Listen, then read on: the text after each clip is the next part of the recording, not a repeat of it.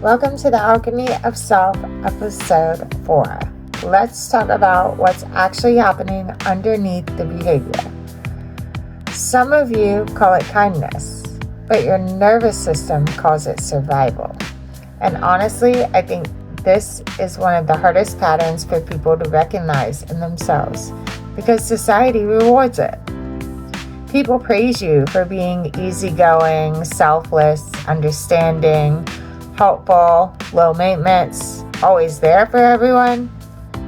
Meanwhile, internally, you're exhausted. You're starting to feel resentful, anxious, overthinking constantly, managing everyone else's emotions, avoiding honesty, afraid of disappointing people, terrified of tension, and saying yes when your body is really screaming no. And a lot of people don't even realize they're people pleasing because it feels so normal for them. That's the part that gets overlooked a lot of times. People pleasing usually doesn't feel manipulative when you're the one doing it. It feels like keeping the peace, being a good person, avoiding conflict, trying not to hurt anyone, making sure everyone's okay. But underneath that, a lot of the time there is a lot of fear. Fear of rejection, fear of abandonment, fear of conflict, fear of being misunderstood, fear of being disliked, fear of losing connection. Because somewhere along the way, your nervous system learned being liked was safer than being honest.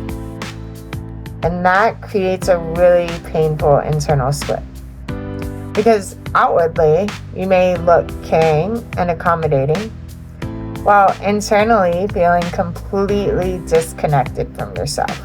And honestly, I think this is why so many people don't trust themselves.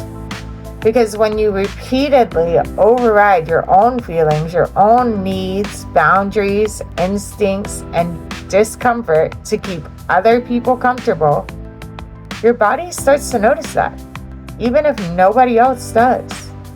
And eventually, your nervous system starts learning, my feelings are not as important as everyone else's.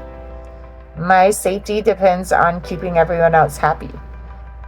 It's safer to betray myself than risk disappointing someone else. That's not kindness.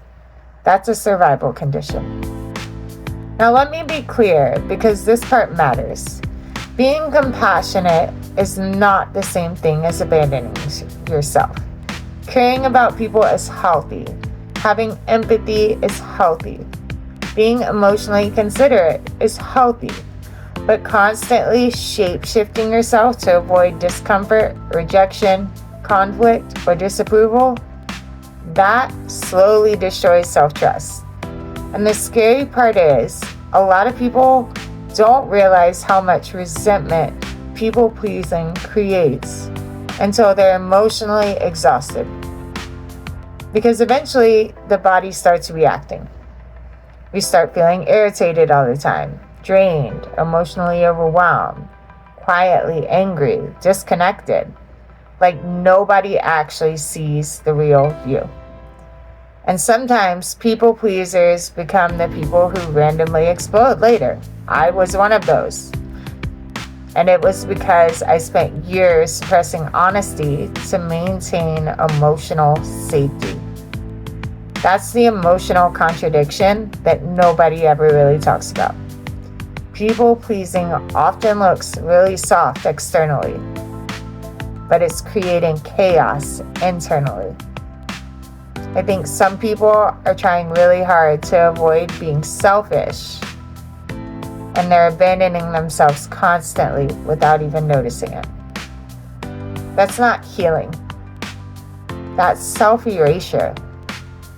And the hard truth is, people pleasing can absolutely damage relationships too.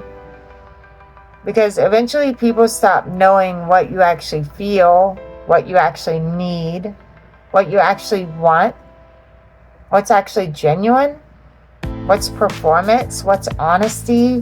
What's fear? And over time, that disconnect becomes painful for everyone involved.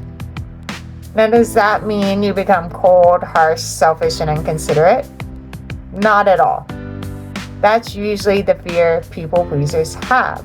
They think, I'll stop overgiving and people will leave. If I stop managing everyone emotionally, I'll lose connection. If I say no, I'm a bad person.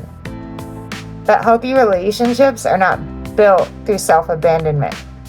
They're built through honesty, safety, communication, boundaries, and emotional congruence.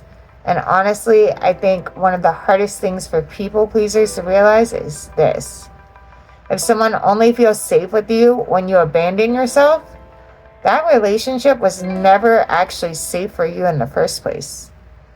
That realization changes a lot, because now the work stops being, how do I keep everyone comfortable? And it becomes, how do I stay connected to myself while discomfort exists? That's a completely different nervous system experience. And no, that doesn't happen overnight. At first, maybe it looks like pushing before automatically saying, or pausing before automatically saying yes. Then maybe admitting you're overwhelmed. Then maybe telling the truth even when it makes your voice shake. That's growth too. Because the goal isn't just to understand the pattern. It's to become someone who no longer needs it to survive. That's the alchemy. So I want you to ask yourself something. When was the last time you betrayed your own feelings just to keep someone else comfortable?